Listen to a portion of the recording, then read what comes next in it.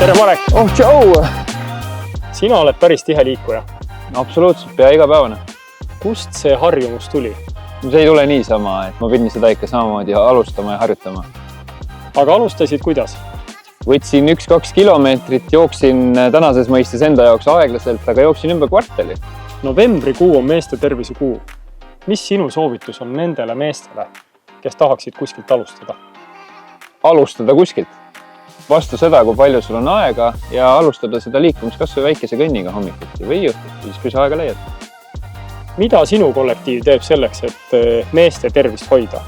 Lisaks tavapärastele trennidele meil on ka samuvõistlus Youmovies, millest me osa võtame. Tegelikult üks selline aktiivsete päevade võistlus samuti, kus me kuu jooksul peaks 25 päeva aktiivsed olema. Marek, aga see võiks olla üks hea eeskuju kõikidele Eesti ettevõtetele.